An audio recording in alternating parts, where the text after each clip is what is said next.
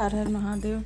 जब भी मंगलवार के दिन अगर प्रदोष पड़े तो उसको भौम प्रदोष कहते हैं। और उस दिन आप व्रती को हमेशा सुबह ब्रह्म मुहूर्त में स्नान आदि करके पहले भगवान शिव पार्वती का पूजन करें और साथ में हनुमान जी का भी करना चाहिए। मंगलवार के दिन लाल पुष्प और लाल भोग का ही प्रयोग करें और भगवान का पूजन विधिवत करके फिर कथा संकल्प लें व्रत का, और इसके बाद आप घर पे ही कथा पढ़े या श्रवण करें। कथा इस भौम प्रदोष की कथा इस प्रकार है। मंगलवार के दिन प्रदोष व्रत करने के समस्त रोगों का नाश हो जाता है। अतः उस दिन महाबली का पूजन करना चाहिए। इस दिन गेहूं और गुड़ का भोजन करना सर्वश्रेष्ठ है। ब्राह्मण को भोजन कराने के बाद स्वयं भोजन करना चाहिए। उड़द मूंग की दाल दान करनी चाहिए। लगातार 21 मंगलवार को प्रदोष के समय शिव जी का पूजन करें तथा व्रत रहें। पूजन के लाल पुष्प चढ़ाना चाहिए तथा लाल कपड़ा पहनना चाहिए। मंगलवार को व्रत करने से मनुष्य के समस्त रोग पाप कष्ट आदि दूर हो जाते हैं तथा शरीर बलवान हो जाता है। इससे किसी भी प्रकार का संयस नहीं है। बहुत दिन हुए एक ब्राह्मण और ब्राह्मणी थे जो बिना संतान के अत्यंत दुखी थे। पुत्र प्राप्ति की इच्छा से उस ब्राह्मण ने जंगल में जाकर अत्यंत भक्तिपूर्वक शिव जी की तपस्या की और ब्राह्मणी घर पर ही ईश्वर की आराधना करने लगी। वह ब्राह्मणी नियम पूर्वक प्रत्येक मंगलवार को हनुमान जी का भोग लगाती थी। तभी बाद में स्वयं भी प्रसाद स्वरूप भोजन ग्रहण करती थी। एक बार एक वर्ष ऐसा आया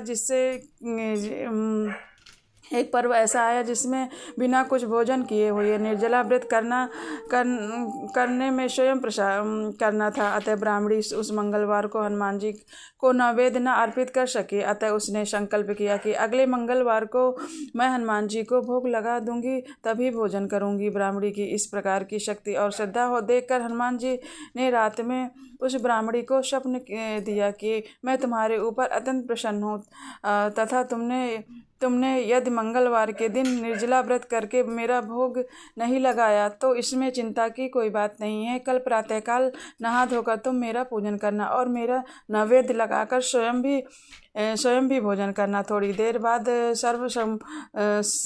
सर्वगुण अत्यंत बालक आया। उसका पुत्र व्रत पालन करना, वह तुम्हारी सेवा करता हुआ इस प्रकार के कार्य करेगा कि तुम्हारा यश होगा, चारों तरफ यश फैलेगा। अगले दिन ब्राह्मणी ने स्वप्न के अनुसार कार्य किया जिससे उसके सुंदर पुत्र प्राप्त हुआ। उधर शिवजी व हनुमान जी ने ब्राह्मण की तपस्या करते ही कहा कि तुम्हारी मनोकामना पूर्ण हो गई है। ब्राह्मण ने घर आकर उस पुत्र को देखकर अत्यंत विस्मय किया और अपनी पत्नी से पूछा कि यह पुत्र किसका है।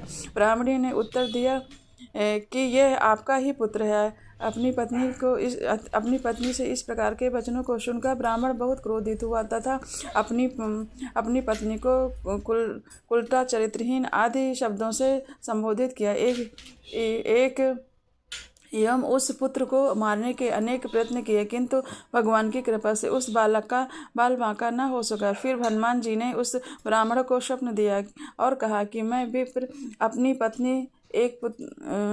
पत्नी एवं पुत्र के चरित्र के विषय में किसी प्रकार का संदेह न करो। मैंने तुम्हारी तपस्या और तुम्हारी पत्नी की भक्ति को देखकर इस पुत्र को वरदान में दिया हूँ।